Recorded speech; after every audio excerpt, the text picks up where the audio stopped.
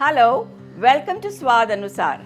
आजकल बाजार जाने में बहुत मज़ा आता है क्योंकि बहुत सारी हरी हरी सब्जियां दिखने को मिलती हैं। तो इसलिए मैंने सोचा आज एक नॉर्थ इंडियन डिश बनाई जाए, सरसों का साग। पहले हम डालेंगे थोड़ा सा घी। घी ऑप्शनल है, अगर आप तेल भी यूज करना चाहो तो आप तेल भी यूज कर सकते हो। अब हमारा घी अच्छे से गर्म हो गया, हम इसमें डालेंगे थोड़ी सी हींग। उसके बाद में हम डालेंगे हरी मिर्ची 2-3 बारीक कटी हुई, 2 टीस्पून अदरक। इसे अच्छे से चला लेंगे। अब हम डालेंगे इसमें 2 टीस्पून लहसुन। जो ऑथेंटिक रेसिपी है सरसों के साग की, उसमें केवल अदरक ही पड़ता है, पर मेरी फैमिली को लहसुन भी बहुत पसंद है, इसलिए मैं इसमें अदरक और लहसुन दोनों डाल रही हूँ। 2 बारीक कटे हुए प्याज। प्याज को हमें बहुत ब्राउन नहीं करना, हमें इसे अच्छा गुलाबी रंग कर लेना है ताकि प्याज थोड़ा सॉफ्ट हो जाए। अब हम डालेंगे 2 से 3 बारीक कटे हुए टमाटर।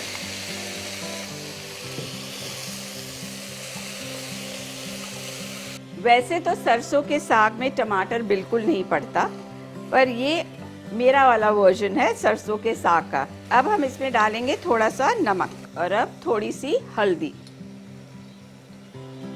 हमारा मसाला अच्छे से भुन चुका है। अब हम डालेंगे इसमें सरसों।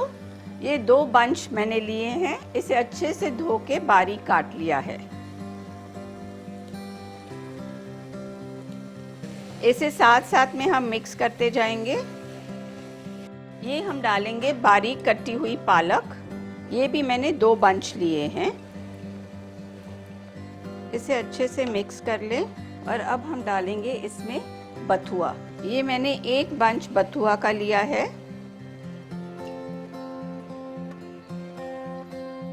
आप देख सकते हो कि साग ने अपना ही इतना पानी छोड़ दिया है। इसमें अब हम डालेंगे 1 गिलास पानी। अब हम अपना कुकर बंद करेंगे और इसे 2 सीटियां दे देंगे।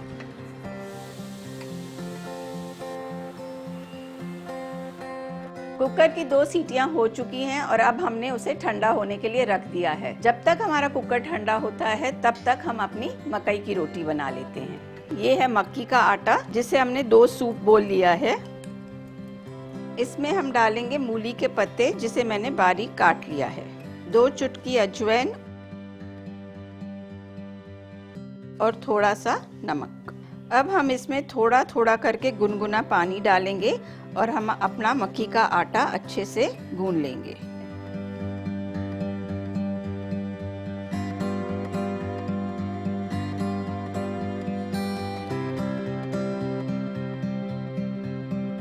आप देख सकते हैं हमारा आटा अच्छे से गूंद चुका है। ये बहुत सख्त नहीं है और बहुत सॉफ्ट भी नहीं है। अब हम थोड़ी एक आटे की लोई लेंगे और इसे भी हम अच्छे से मसलेंगे। जितना हम मसलेंगे उतनी हमारी रोटी अच्छी सॉफ्ट बनेगी। इसे अच्छे से 2-3 मिनट तक गूंदते रहेंगे। आप देख सकते हैं हमारे आटे का पेड़ा अच्छा बन चुका है।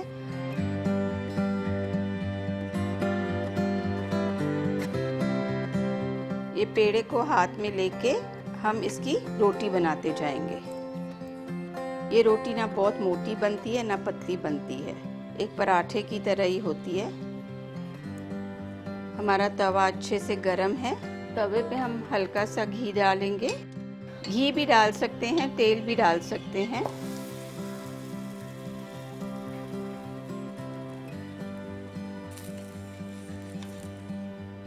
हमको धीमी आंच पे मक्की की रोटी को दोनों तरफ से सेकना है। अगर हम तेज आंच पे बनाएंगे तो हमारी मक्की की रोटी अंदर से कच्ची रह जाएगी। अब हम इसे पलट लेंगे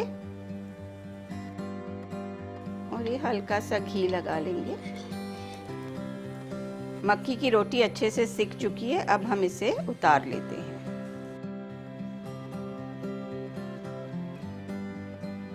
अब मैं आपको एक दूसरा तरीका दिखा रही हूँ जिससे हम मक्की की रोटी बना सकते हैं। हम एक प्लास्टिक शीट ले लेते हैं, उस पे हम थोड़ा सा तेल लगा देंगे और इसे हम साइड पे रख लेते हैं। एक और शीट ले लेते हैं, उसके ऊपर भी तेल लगा लेते हैं ताकि हमारी रोटी चिपके ना। अब हम लेंगे आटे का पेड़ा। इसे हम हल्के हाथ से दबा लेते हैं और जो तेल वाला जहाँ पे हमने तेल लगाया उसे हम इसके ऊपर रख देते हैं। इसे हम हाथ से भी कर सकते हैं और इसे ऐसे अच्छे से बेल भी सकते हैं। हम इस शीट को निकाल लेते हैं ऊपर से। अपनी रोटी को ऐसे ले लेते हैं और इसे हम तवे पे डाल देते हैं।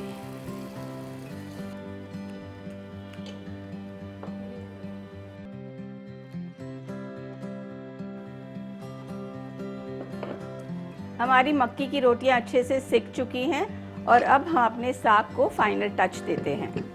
अभी ये साग जो है हैंड ब्लेंडर लेके इसे पीस भी सकते हैं और हम ऐसे भी रख सकते हैं। मुझे ऐसा साग ज़्यादा पसंद है इसलिए मैं ब्लेंडर से नहीं पीसूंगी। अगर आप चाहो तो आप पीस सकते हो। अब इसमें जाएगा मक्की का आटा। इसमें एक कड़छी में डालूंगी मक्की का आटा। इसे अच्छे से चला दूंगी और अब मैं इसे गैस पे ही रहने दूंगी और इसे पकने दूंगी ताकि आटा अच्छे से पक जाए। अब मैं डालूंगी इसमें हल्का सा पानी। अब इसे लेके मैं सारा साग अच्छे से मैश कर दूंगी।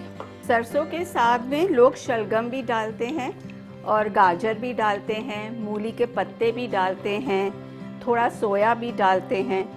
सो ये सरसों का साग आप अपने तरीके से पका सकते हैं। जो जो आपको अच्छा लगे आप डाल सकते हैं।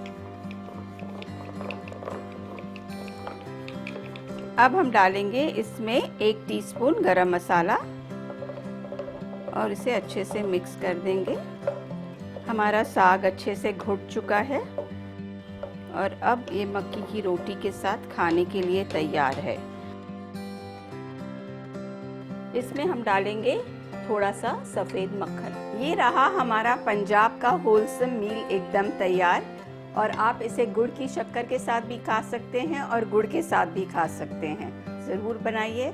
लाइक, शेयर और सब्सक्राइब करिए स्वाद अनुसार।